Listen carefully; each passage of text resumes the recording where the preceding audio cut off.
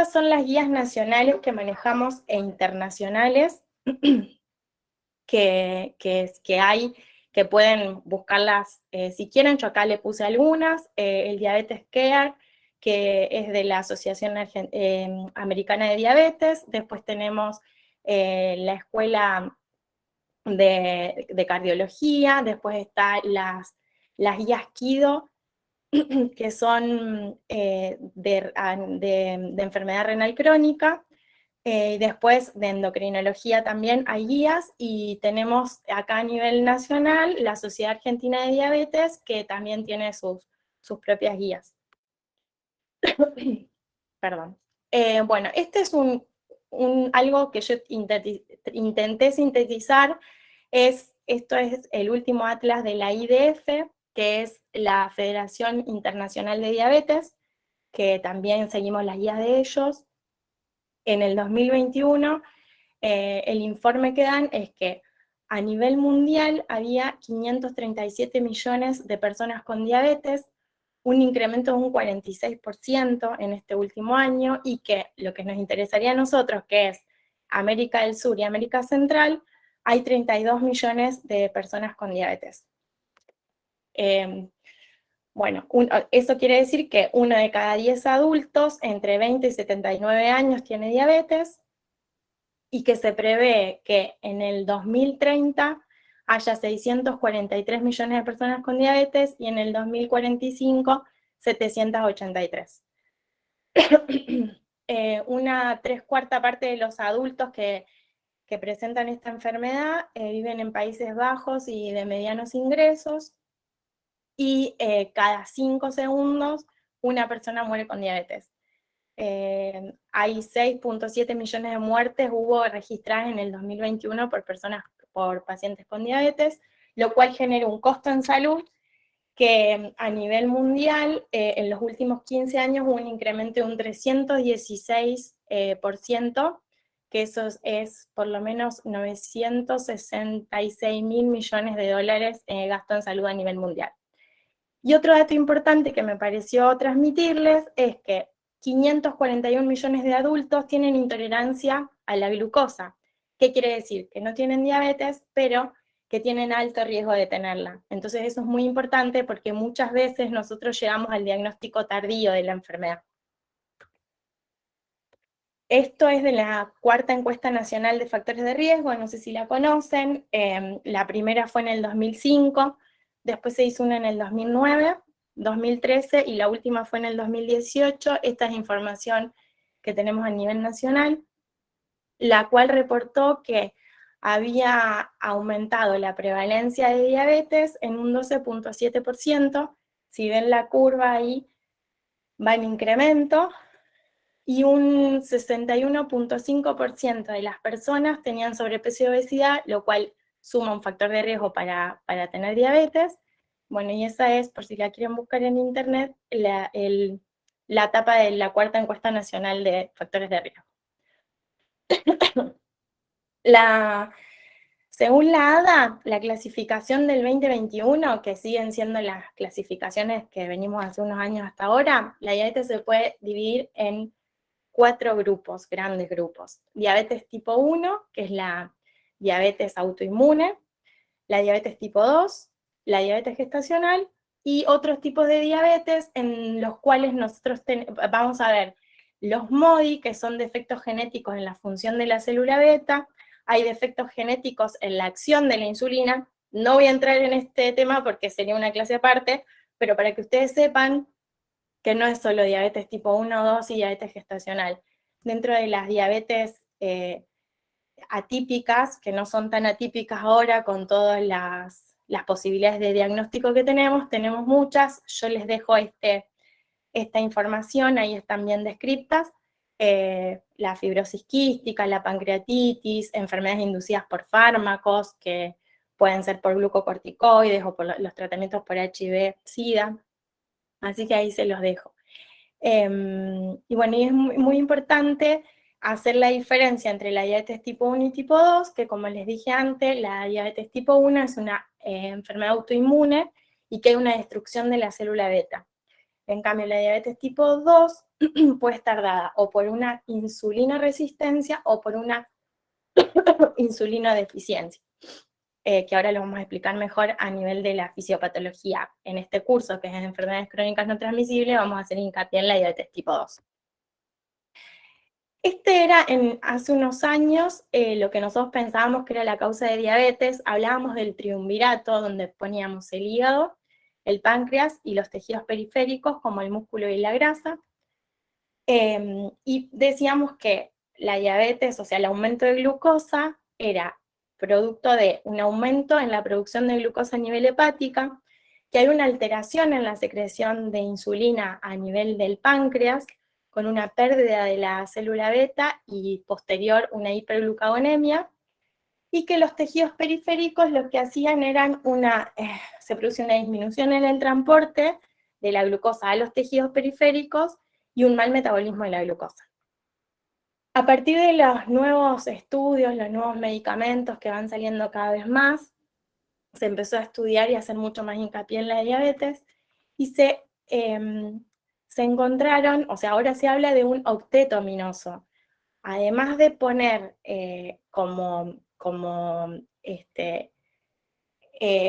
órganos etiológicos de la diabetes al hígado, el páncreas y los tejidos periféricos, también se incluyó una disfunción a nivel de los neurotransmisores del sistema nervioso central, un incremento en la secreción del glucagón, que si bien había una hiperglucagonemia, ahora se afianza mucho más esa teoría. La resistencia a la insulina a nivel de los tejidos periféricos, que ya lo teníamos en el triunvirato, un incremento a nivel de la reabsorción de glucosa a nivel de riñón, hay un incremento en la lipólisis a nivel del tejido adiposo, y hay una disminución del efecto incretina, que es el que produce un metabolismo de la glucosa a nivel del sistema gastrointestinal. Entonces, por eso ahora se habla de un octeto aminoso, y por eso ahora en la parte farmacológica tenemos muchas más herramientas y muchas más drogas para mejorar el tratamiento de la diabetes. Bueno, esto es lo que yo les decía recién de la fisiopatología, que la diabetes tipo 2 puede ser por una insulinosensibilización o por una insulinoresistencia. La insulinosensibilización se produce por un defecto primario de la célula beta, donde se produce una disminución de la secreción de insulina, y esto hace que se produzca una hiperglucemia y aumenta la enfermedad microvascular. Y en el camino de la insulinoresistencia hay una resistencia primaria a la insulina, con un aumento de la secreción de insulina, que puede dar una normoglucemia. Esto aumenta los factores de riesgo cardiovasculares, y a su vez, si la función de la célula beta está disminuida, se produce una hiperglucemia, lo cual aumenta la enfermedad macrovascular y aumenta la enfermedad microvascular. Y si la función de la célula beta está conservada, tenemos una normoglucemia, pero vamos a tener una enfermedad macrovascular, un aumento. A su vez, la obesidad produce una insulinoresistencia secundaria, lo cual produce, por eso está entre preguntas, porque todavía no se sabe si realmente aumenta la resistencia primaria a la insulina. Todo va de la mano, como verán. Bueno, ahora viene un cuadro que por ahí lo hice como más lento para que lo vayamos viendo entre todos y que se pueda explicar, entender un poco mejor la fisiopatología. Hay factores intrauterinos. Se habla mucho de la epigenética, o sea, antes se hablaba de solo la parte genética, hoy sabemos que hay un montón de factores externos que no tienen que ver con los genes del medio ambiente, los factores intrauterinos, por eso se habla de la epigenética. Entonces, factores intrauterinos, factores genéticos, éticos y cronobiológicos, los tóxicos ambientales, ingesta rica en grasas saturadas y el sedentarismo, el aumento del peso y la grasa visceral, todo eso, bueno, hace que se produzca una insulinoresistencia.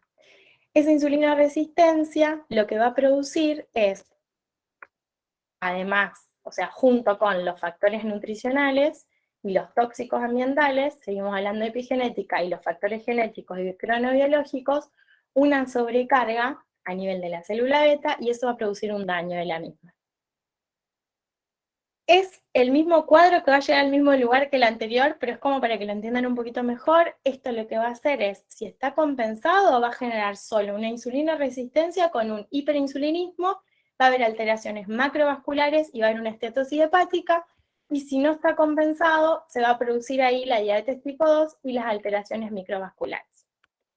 Bueno, saliendo un poco de la fisiopatología, este es el diagnóstico que es del Ministerio de Salud, es la guía clínica, las guías prácticas clínicas de Nación sobre la prevención, diagnóstico y tratamiento de la diabetes, donde el diagnóstico se basa en 2 glucemias en ayuna, igual o mayores a 126, realizadas en 2 días distintos, glucemia al azar, con síntomas. ¿Cuáles son los síntomas? Pérdida de peso, poliuria, polidipsia y polifagia. Tiene que tener mayor o igual a 200 miligramos de decilitro. Y una prueba de tolerancia oral a la glucosa, que esta prueba se tiene que hacer con 75 gramos de hidratos de carbono en 375 mililitros de agua. Eso se hace un control a los 0 y a los 120 minutos, y tiene que dar igual o mayor a 200. Esta se hace mucho para hacer diagnóstico en diabetes gestacional. Y la hemoglobina glicosilada, que está en discusión, porque lo que se dice es, bueno, lo saqué, lo había puesto pero lo saqué, lo que se dice es que la hemoglobina glicosilada tiene que estar estandarizada en nuestro país para que pueda ser diagnóstico. El diagnóstico, en la guía dice que el diagnóstico serían 2 valores mayor a 6,5, pero la realidad es que no, en muchos laboratorios no están estandarizadas, entonces no se usa como diagnóstico, si se usa para seguimiento del paciente con diabetes. Hay algo que no puse acá que es muy importante, es que los pacientes que tienen, que acá sí lo dice, en el WHO sería la OMS, la Organización Mundial de la Salud, y el ADA es la Asociación Americana de Diabetes, hablan de, y que también lo hablamos a nivel de nación, ¿no?, de la intolerancia a la glucosa o de la glicemia alterada en ayunas, que sería la prediabetes, que sería el factor de riesgo que hablamos previamente, que nos va a sumar para tener diabetes en un futuro a esos pacientes que lo tienen. La glucemia alterada en ayunas son valores. Ahí hay una controversia. La ADA dice que es entre 100 y 125, y la Organización Mundial de la Salud habla de un 110 a un 125. Y la intolerancia a la glucosa es cuando tenemos una prueba de tolerancia que nos va a dar entre 140 y 200. Esas dos grandes, estas dos grandes diagnósticos, digamos, serían factores de riesgo para en algún momento tener diabetes.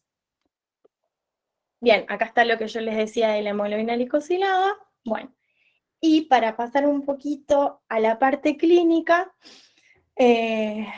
muchos pacientes con diabetes, como yo les decía previamente, tienen un diagnóstico tardío, o sea que pueden pasar mucho tiempo, muchos años, esta enfermedad de una manera asintomática. Y los signos y síntomas, como les decía, pueden ser tardíos, pueden tener poliuria, polidipsia y polifagia, pueden tener pérdida de peso sin causa aparente, o sea, el paciente viene a la consulta y te dice, yo no paro de comer y bajé 10 kilos, es de libro, chicos, siempre cuando están descompensados vienen con que comen mucho, que toman mucha agua, que se levantan muchas veces a la noche a orinar y que perdieron peso sin hacer dieta. Pueden tener fatiga, irritabilidad, visión borrosa. Pacientes con infecciones recurrentes, por lo general, yo, digamos, personalmente he visto muchos pacientes con cándida, por ejemplo, cándida vaginal, o a nivel de pene, y vos le pedís un laboratorio y tienen diabetes, y también llagas que no cicatrizan, porque el paciente se inmunodeprime, entonces empieza con esos síntomas. Bien, una vez que tenemos el diagnóstico del paciente, sea un hallazgo por un control o sea porque el paciente viene con toda la sintomatología, es muy importante saber el seguimiento del paciente. Hay que hacer una toma de presión, pesarlo, medirlo, que me faltó medir el perímetro abdominal. Se puede pedir el índice de masa corporal, pero el perímetro abdominal nos habla mucho de un riesgo, a mayor perímetro abdominal, mayor riesgo cardiovascular. Evaluarle los pies. Una vez al año es muy importante la evaluación de los pies.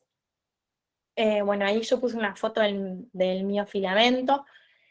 También es para charlarlo en una clase entera al examen del pie del paciente con diabetes, pero tomar los pulsos, los reflejos, hacer el miofilamento, ver la sensibilidad, frío, calor, pincho, toco. Y bueno, el miofilamento, hay unos puntos en la planta del pie que uno los va tocando y va viendo si el paciente responde o no a estímulos. Bueno, hacer una hemoglobina glicosilada, que como yo les dije antes, no es para diagnóstico, sí para seguimiento. Es importante hacer un perfil lipídico, evaluar la función renal, evaluar la microalbuminuria. Recuerden que los pacientes pueden tener una buena función renal, pero tener una nefropatía diabética, y eso lo vamos a descubrir tempranamente con una microalbuminuria. El fondo de ojos una vez al año, el electro, y la evaluación cardiológica, el ecocardiograma Doppler. Después, cuando hablemos de complicaciones, una de las complicaciones que antes no se hablaba y ahora está en auge es la insuficiencia cardíaca congestiva, que vamos a poder diagnosticarla tempranamente con un ecodoppler, un ecocardio-doppler. Y también se puede pedir ecografía de vasos de cuello, ecografía a nivel femoral, que bueno, que a veces se pide, a veces no, pero también la podemos hacer en el seguimiento del paciente, pedir en el seguimiento del paciente con diabetes. Si hay alguna pregunta, no sé si me quieren cortar, si no sigo y las hacemos al final, como quieran. Bueno, otra cosa muy importante es el tema de las inmunizaciones. Cuando tenemos un paciente con diabetes, tenemos que chequear que tenga todas las vacunas. No, sí, tengo todas las vacunas del calendario y listo, no. Tienen que tener la antineumocóxica, la antihepatitis B, la doble adulto, la antigripal y bueno, ahora la del COVID. Así que eso es muy importante. Si bien en la consulta son un montón de cosas que hay que preguntarle al paciente con diabetes, las inmunizaciones son una de las más importantes. Bien, bueno, vamos a hablar muy poquito del tratamiento. Yo les voy a nombrar algunas cosas puntuales y no vuelvo a repetir, esto es para otra clase, si no se van a ir con un montón de información y no vamos a llevar nada en concreto. Pero bueno, es muy importante en el tratamiento de la diabetes la educación del paciente, tomarnos 5 minutos y explicarle al paciente que es una enfermedad crónica, que no se va a curar, pero que si él, digamos, trata de tener un buen tratamiento va a mejorar su calidad de vida. Muchas veces pasa que el paciente viene a la consulta y hace 10 años tomaba medicación, pero como andaba con los valores bien, dejó la medicación y ahora viene prendido fuego, o sea, con 200, 300 de glucemia. Entonces, tratar de transmitirle, tomarnos 5 minutos más y de transmitirle al paciente que entienda lo que es esta enfermedad. Una vez tuve un paciente que me dijo que él había entendido que la diabetes era un virus. Entonces, bueno, nada, la idea es por ahí tratar de sentarnos y tomarnos esos 5 minutos. Entonces, la educación, la actividad física, que puede ser caminata, no hace falta que se vayan a un gimnasio, la alimentación, hacer las 4 comidas principales, no saltear comidas, hacer desayuno, almuerzo, merienda y cena. Ahora está de moda los ayunos intermitentes, no es bueno para el paciente con diabetes. El autocontrol, o sea, el automonitoreo, ahí tienen una foto de equipo de automonitoreo, ese ya es viejo, pero bueno, que se puedan controlar, y la medicación, que no es ni más ni menos importante. Yo siempre le digo a los pacientes, porque muchas veces me dicen, no, doctora, póngame insulina, así puedo seguir comiendo y torta, ¿no? A ver, la medicación es igual o tan importante como la actividad física, como la alimentación y la educación diabetológica. O sea, no porque uno le ponga todos los medicamentos y los más caros que hay en el mercado, no van a tener que hacer actividad física y ejercicio. Así que eso está bueno que lo pueda transmitir a la persona. Bien, en el tratamiento farmacológico están los hipoglucemiantes orales y la insulina, así como a grandes rasgos. Recuerden que el paciente con diabetes tipo 1 es un paciente que tiene una insulinopenia, o sea, un déficit de insulina, entonces ese directamente va a necesitar insulina, no va a pasar por los hipoglucemiantes orales. Pero bueno, como nuestro tema es la diabetes tipo 2, vamos a hablar de los hipoglucemiantes orales.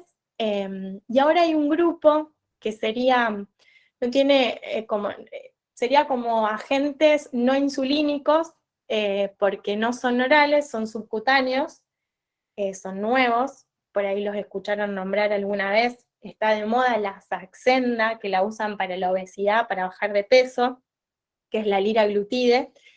Ese medicamento, con esto de que ahora tenemos un octeto ominoso y que a nivel del tubo digestivo está el efecto incretina, buscando eso y buscando mejorar el tratamiento de la diabetes, se descubrió esta droga que además de mejorar la diabetes, bajaba de peso. Entonces, bueno, por ahí capaz que lo sintieron nombrar. Esos son los inhibidores de la GLP-1 que están ahí arriba de la insulina, que son hipoglucemiantes, pero no son orales, se colocan a nivel subcutáneo. Hay diarios y semanales, y ahora están los nuevos, van a ser mensuales. Es a modo informativo, no lo tienen que saber, pero bueno, y está bueno porque hay muchos fármacos nuevos para la diabetes. Bueno, dentro de los hipoglucemiantes orales está la tan conocida metformina, que es la más vieja y la que se sigue usando, las sulfolinurias, como la gliclazida, la glimepirida, la glipizina, y la glibenclamida, yo acá la puse en rojo, porque la glibenclamida ya no se usa más, pero siguen habiendo pacientes hospitalarios. Por suerte el año pasado, de la medicación que viene de Nación y de provincia, sacó la glibenclamida y todos los pacientes pueden estar tratados con gliclazida, pero sigue habiendo gente que la receta no está prohibida, pero se vio que de las sulfonilurias es la que menos se usa y la que produce una falla renal. Entonces, si el paciente ya tiene como complicación la insuficiencia renal, darle glibenclamida no tiene sentido si tenemos las otras sulfonilurias, por eso lo puse en rojo. Después están las tiansolindionas, como la pioglitazona, hay inhibidores de la DPP4, que estos actúan a nivel también de tubo digestivo.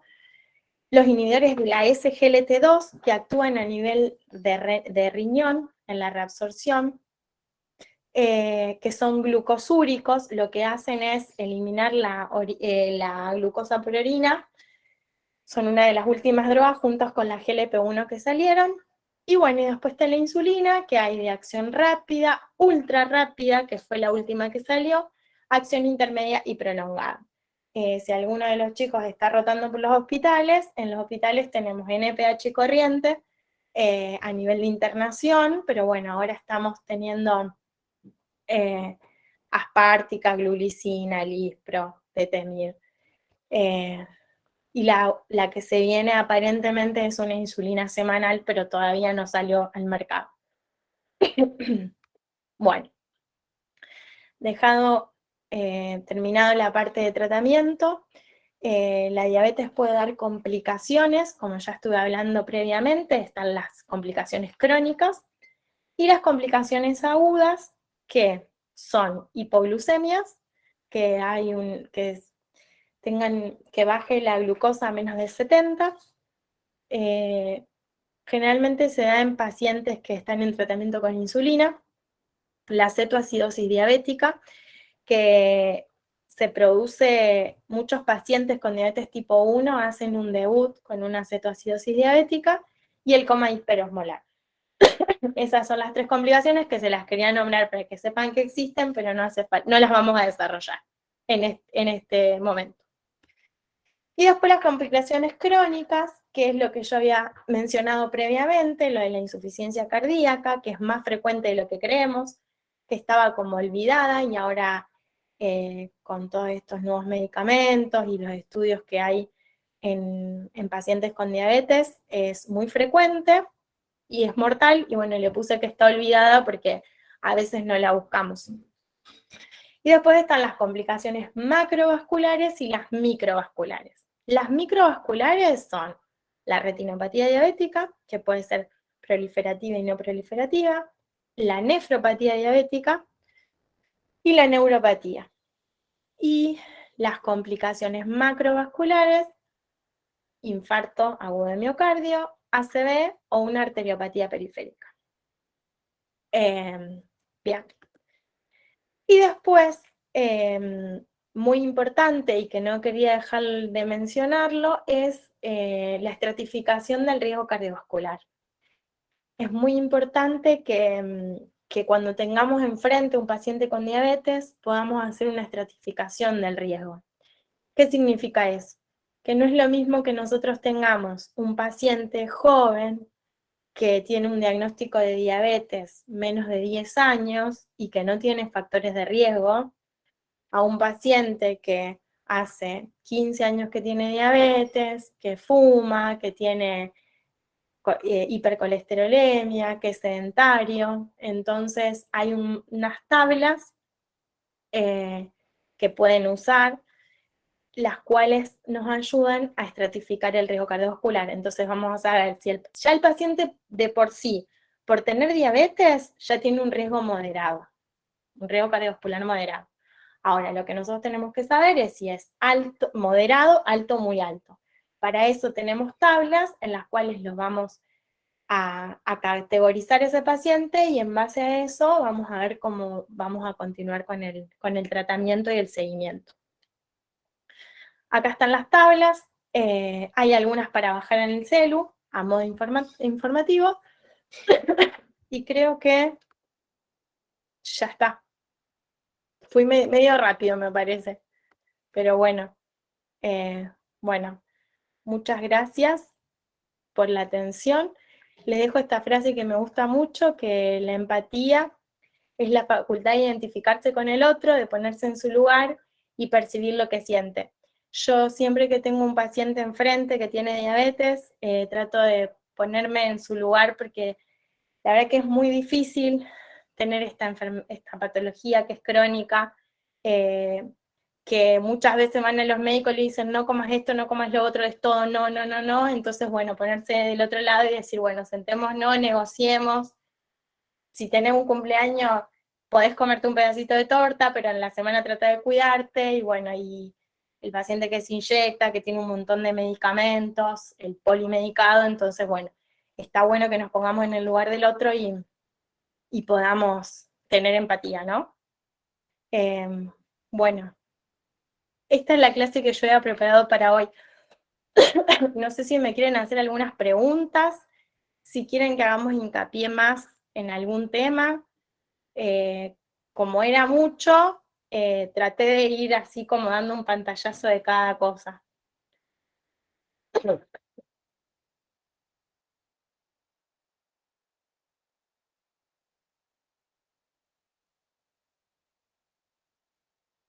Hola. Hola, profe. Sí, no sé quién me habla. Quería hacer una pregunta con respecto a los medicamentos. Entonces, la Sí, no se utiliza más a ver, no porque, sí. claro, ¿no? Porque yo dije que no se utilizaba tanto, pero me dicen, pero te siguen cayendo pacientes con eso por el hecho de que por ahí tiende a darte más hipoglucemia.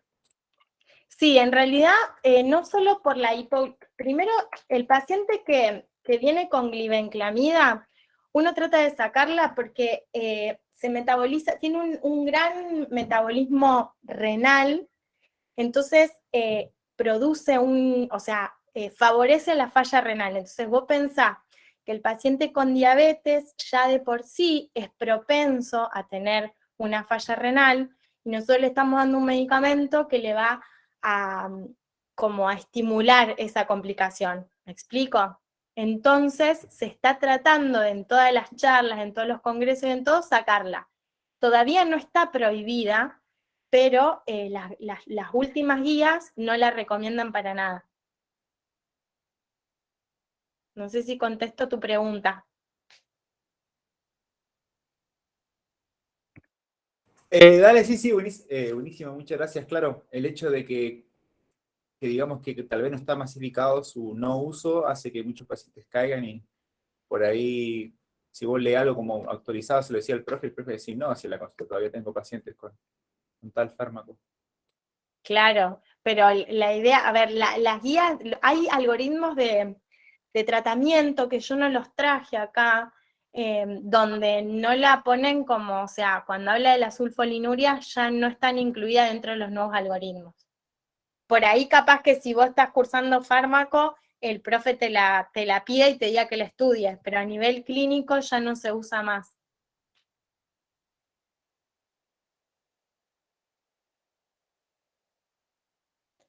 Gracias. No, por favor. No sé si alguien quiere preguntar algo más, si quieren que repasemos algo de lo que hablé o haga hincapié en algo puntual.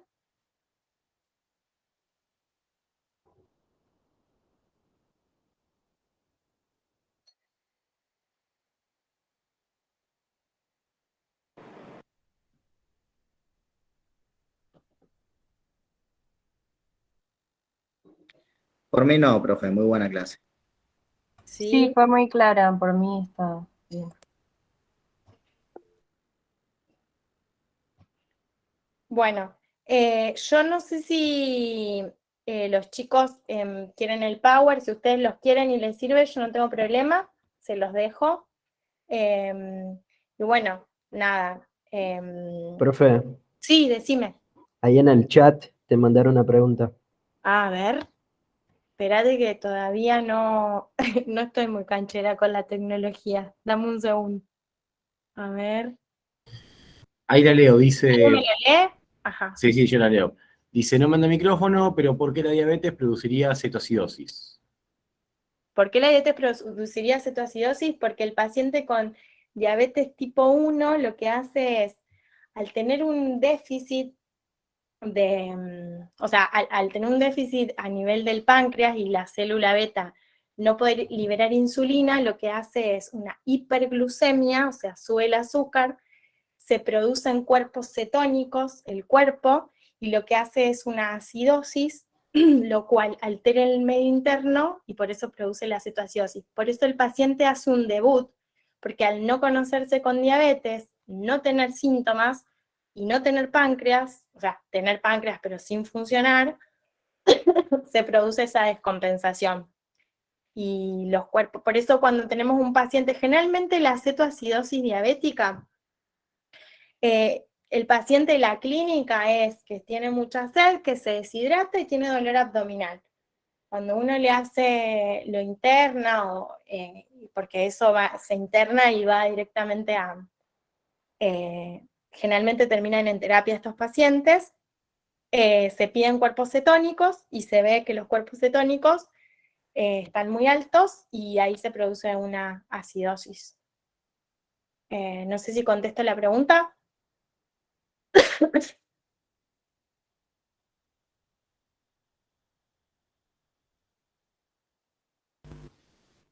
Profe, ¿te pasé pregunta?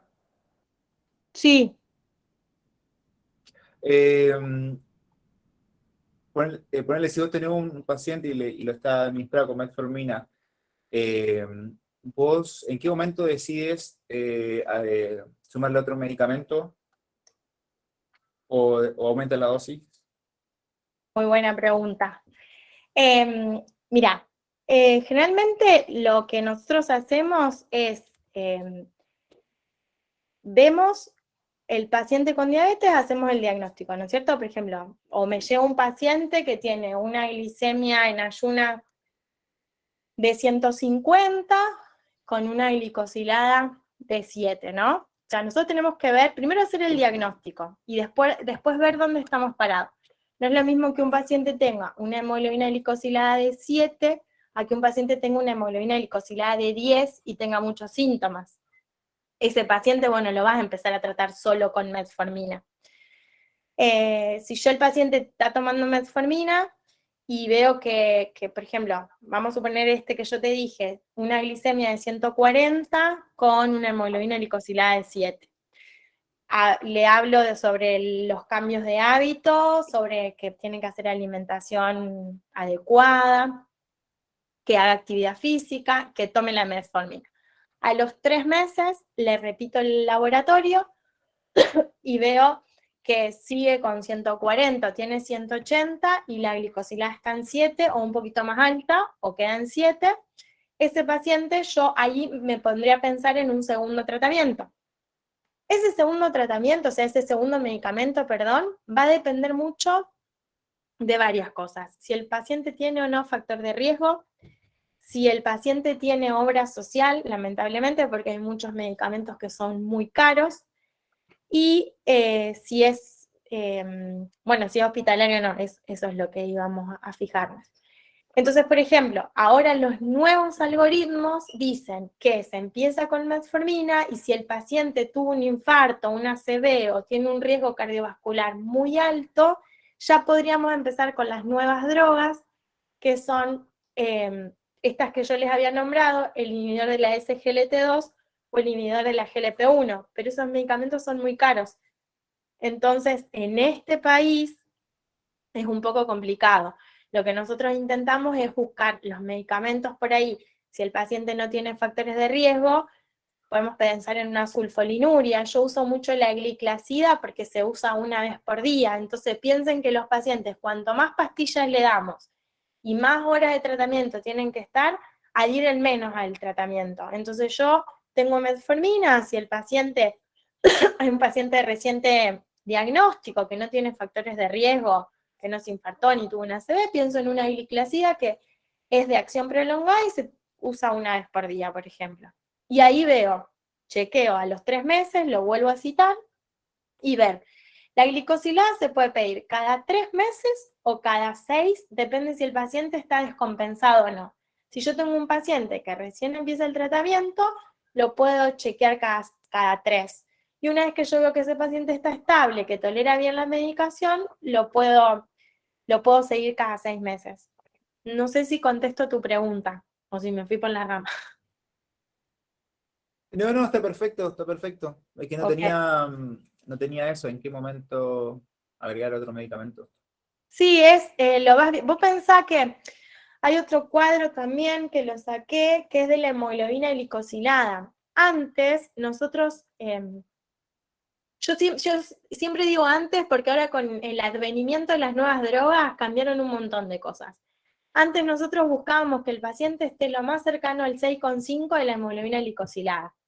Hoy se dice que el paciente que tiene una hemoglobina glicosilada, o sea, la hemoglobina glicosilada vamos a hacer, cuanto más años de diabetes y más añoso es el paciente y más comorbilidades tiene, podemos ser un poco menos estrictos. Yo a un paciente de 80 años no le puedo pedir una hemoglobina glicosilada de 6,5 porque ese paciente probablemente, para llegar a un 6,5 con todos los años de evolución, haga hipoglucemias. ¿Por qué? Porque la glicosilada es un promedio que yo saco de los últimos 3 meses de las glicemias. ¿Me explico? A veces yo tengo un paciente que tiene una glicosilada normal, pasa mucho con los pacientes con diabetes tipo 1. El paciente viene con una hemoglobina de 6,5. Listo, sí, está divino este pibe. Le pedís el control de automonitoreo y un día tiene 50, otro día tiene 200, otro día tiene 30, otro día tiene 140. Claramente la glicosilada le va a dar bien porque estoy sacando un promedio pero en realidad el paciente tiene mucha variabilidad y está descompensado. Entonces, ojo con la glicosilada, porque a veces nosotros nos confiamos en la glicosilada, pero no es tan fidedignos los datos que nos dan, más en los pacientes con diabetes tipo 1. ¿Me explico? Hola, profe. Le Sí, profe, consulto. perfecto. Gracias. De nada. ¿Qué tal? Le consulto. En una Sí. paciente, diabetes tipo 2, Sí. cada 6 meses el estudio de seguimiento. ¿Cada Eh, cuánto han dado? no, en realidad, cada 6 meses yo puedo pedirle hemoglobina glicosilada. Si lo que después, espérate que vamos a lo del seguimiento, así te lo explico mejor. Nosotros podemos citar a la paciente cada 3 meses o podemos citarla cada 6.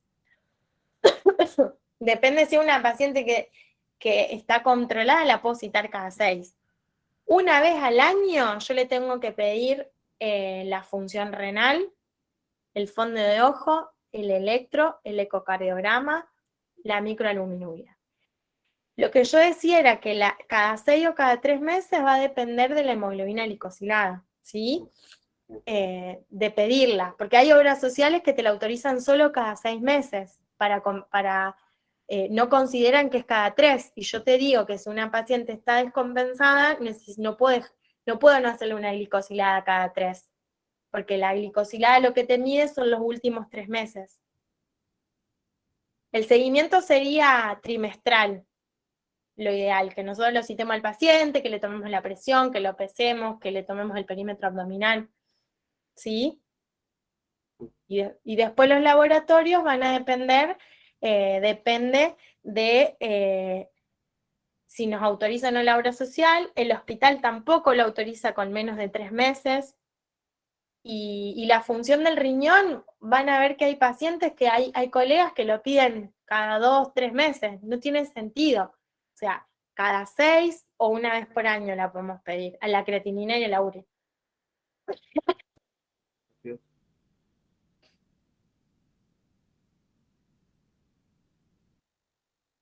¿Se entendió?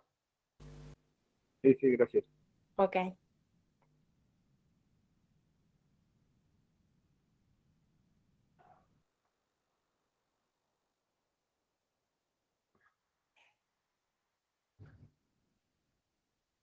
Igual yo les voy a dejar el Power por si alguien lo quiere.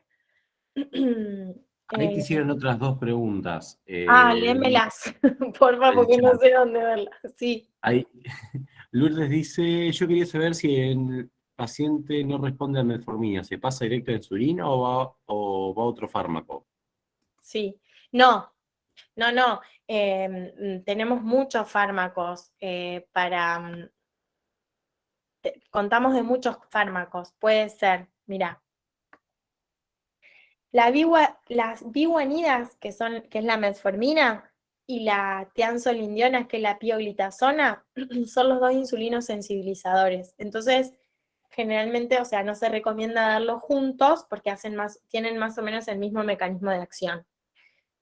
La sulfolinuria son insulinos secretagogos, entonces actúan a nivel del páncreas y lo que hacen es estimular a la insulina y darle más fuerza. Podemos sumarle a la sulfolinuria, podemos sumarle un inhibidor de la DPP4, que el inhibidor de la DPP4 actúa a nivel de una enzima del sistema digestivo y por eso hace que baje la glucosa. Podemos sumarle un inhibidor de la SGLT2 o un inhibidor de la GLP1. O sea, tenemos todos esos medicamentos y todos esos pasos previo a la insulina.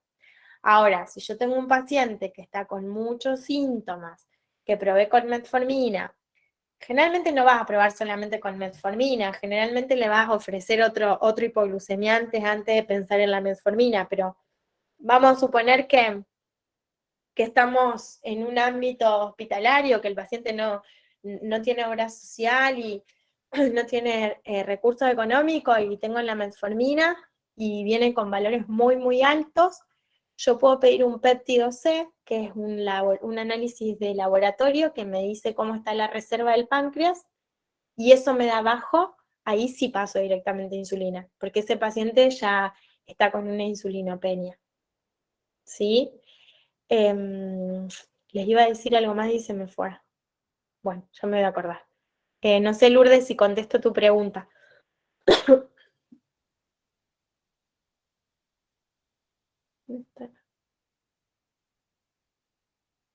¿Me Y lees la...? Sí, perdón. sí, después la otra pregunta son dos, de Laura. Profe, una pregunta, la metformina, ¿por qué estaría relacionada con la diarrea? Y también quería consultarte su opinión sobre la tenegliptina. Bien. No la puse a la tenegliptina, me la olvidé, pero sí también existe. Bien, la metformina, uno de los efectos adversos y el más importante de todos es la intolerancia digestiva, da diarrea, da náuseas, malestar. Es una de las causas por las cuales no la podemos usar y la tenemos que suspender en los tratamientos.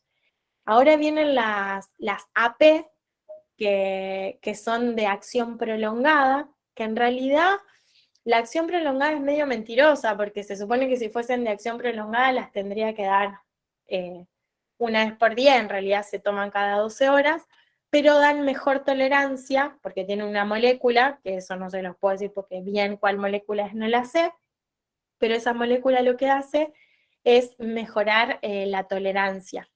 Está descrito en todos lados que la metformina da diarrea y dolor abdominal, que es una de las causas por las cuales se suspende. Esa sería la asociación. Y la otra pregunta de la tenegliptina, existe, estaría dentro del inhibidor de la DPP4, la dosis es 20 miligramos por día, se toma una sola vez por día. No hay muchos estudios sobre la tenegliptina. Se ve que no la tenía en la cabeza cuando hice el Power y no la puse, pero se usa. Pero no hay muchos trabajos de investigación comparativos que la usan mucho, pero sí, es un inhibidor de la EPP4 que se puede usar tranquilamente. Algo que me acordé que les quería decir y no se los dije, paciente que va a usar insulina, tenemos que suspender la glibenclamida o cualquier sulfo, perdón, no solo la glibenclamida, la gliclazida, la glimepirida o la glipizida, porque las sulfolinurias, hacer insulino secretagogos, estimulan al páncreas para que libere insulina. Entonces, si nosotros le ponemos al paciente insulina y está con alguna sulfo, la vamos a suspender, porque si no ahí va a potenciar la hipoglucemia y vamos a tener más riesgo de que ese paciente haga hipoglucemias, sobre todo en nocturnas. Así que eso llévenselo también a casa, que si yo tengo un paciente con sulfolinuria que va a empezar a usar insulina, la tengo que suspender. No se puede, no van de la mano, digamos.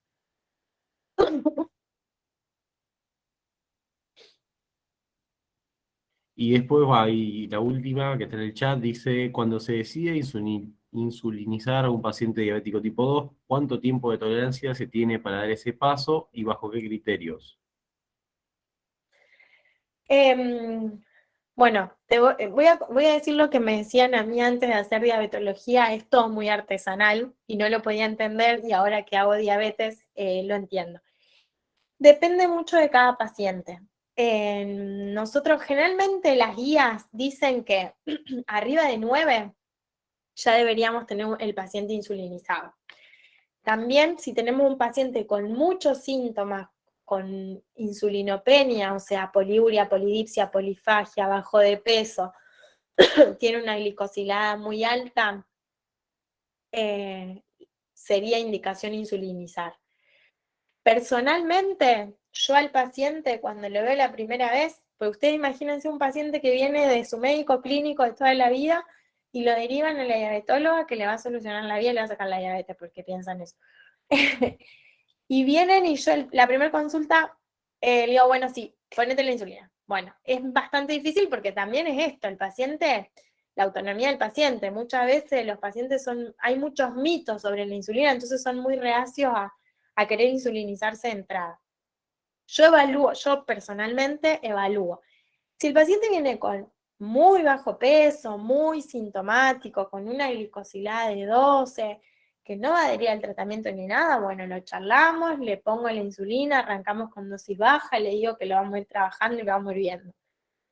Generalmente lo que yo trato de hacer es, lo primero, la parte de los cambios de hábito.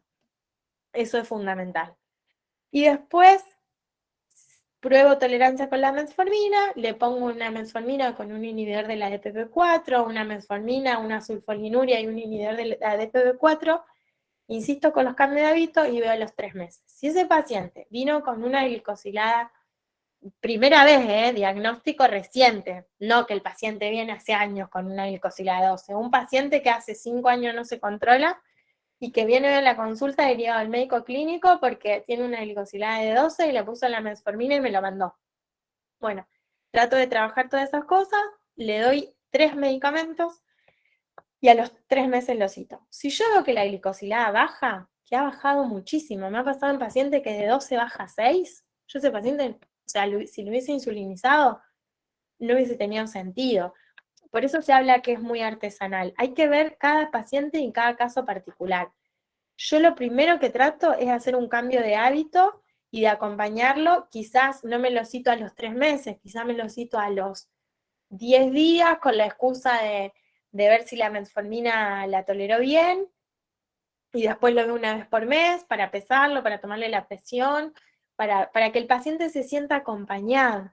Porque también me pasa eso, muchos pacientes de repente están en la casa, se sienten mal, se hacen un laboratorio, tienen una hemoglobina glicosilada de 12, fueron a la guardia, le pusieron la insulina, lo mandaron a la casa y el tipo queda en la deriva y es muy difícil que sostengan el tratamiento. Son los pacientes con diabetes, la adherencia al tratamiento es bastante complicada. Por eso yo siempre insisto en el acompañamiento. Me fui por las ramas por ahí. Pero si contesto la pregunta, si el paciente es de primera vez y tiene una glicosilada de 9, 10, 11, 12 y no está con demasiados síntomas, trato de acomodarlo y después empezamos a charlar la insulina. Hacia los 3 meses sigue con la glicosilada alta, ahí le pongo insulina. Un paciente que viene con metformina, gliclazida y un inhibidor de la EPP4 hace 4 o 5 años, viene 8,5, 8,7, 9, y ese paciente que yo veo que no hay cambio de hábito, que hay una insulina resistencia, que el paciente, o sea, no puede bajar los valores, ese paciente a los 8,9 o 9 ya lo insulinizo. Por eso hay que ver cada caso particular. En algunos casos me sigo por las guías y en otros veo todo el entorno, digamos. No sé si se entiende. Por ahí soy media rebelde yo a veces con eso, con las guías. No, pero bueno, hay que evaluarlo con cada uno.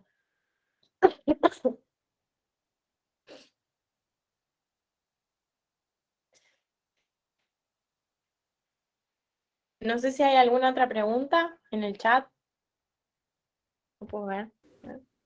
No, en el chat no quedó ninguna. Ok. No sé si me querés preguntar algo más. Te paso el Power después si querés. Así se lo Dale, compartí. sí. Pasame el power y después yo se lo comparto a los chicos. Dale, buenísimo.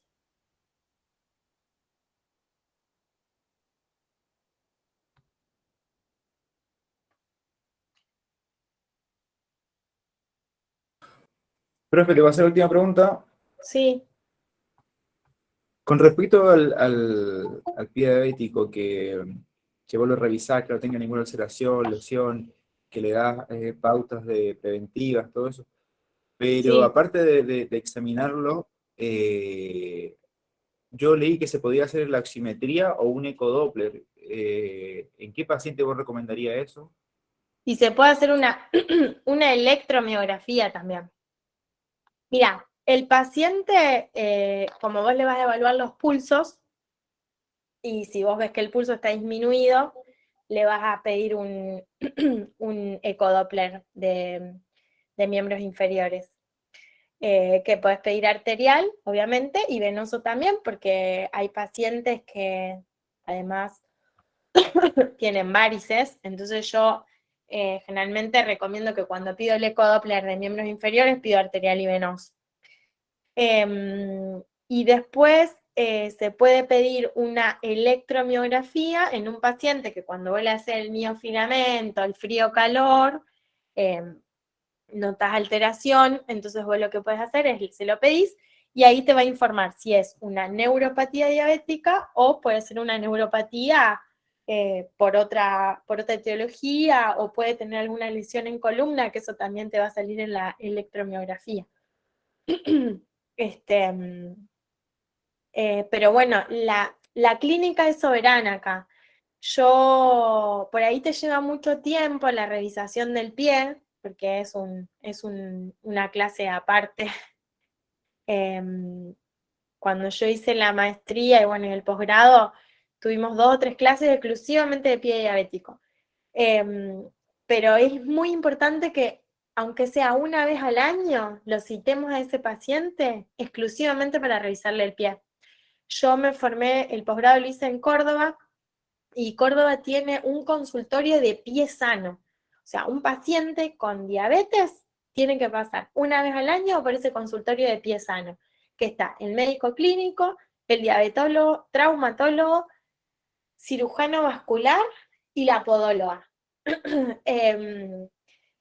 Entonces, nada, y ellos nos hacían hincapié en revisar, porque muchas veces, obviamente, vos vas a hacer una revisación de un pie de un paciente con diabetes y a veces tienen úlceras, micosis, alguna lesión de hace años que no revierte, pero a esos pacientes ya llegamos tarde porque ya tienen la lesión. Lo importante es cuando ustedes se reciban y empiecen a trabajar quizás en un consultorio de clínica o en atención primaria o lo que sea, si alguno hace atención primaria, es muy importante que le revisen los pies, aunque no tengan lesión. Hacerle el examen de la parte neurológica es fundamental. Después los tiempos adentro del consultorio, viste, no son, o sea, te ponen un paciente cada 15 minutos y es medio difícil, pero yo lo que trato de hacer con mis pacientes es tengo una grilla y una vez al año, una de las consultas es solo para revisarle los pies.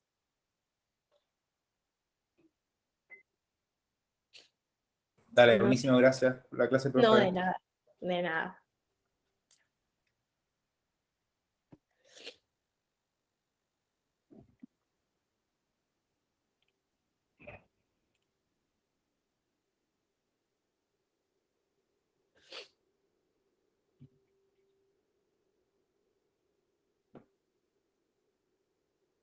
Bueno, si no hay ninguna pregunta más, quedamos acá y después cuando me pase el power yo se lo comparto a los chicos. Dale, si vos querés, si después surge alguna pregunta o algo, me la querés pasar o a través de Inés y después querés que la conteste, no sé, que te la pasen, te las paso, no tengo problema. Si por ahí quedó algo inconcluso, ¿sabes? Dale, buenísimo. Antes Dale. de que termine el curso, no hay drama. Listo. Así bueno, ya saben los chicos, cualquier cosa me mandan por el grupo la pregunta y yo se las paso a Vanessa y después para que la conteste. Dale, bueno, muchísimas gracias por la atención, gracias por la invitación y espero que haya quedado algo claro. Muchas gracias, Vanessa. No, por favor. Nos vemos, que tengan lindo fin de. Chao, nos vemos. Gracias, Gracias, profe. hasta luego. Igualmente. Chao, gracias. Chau, chau.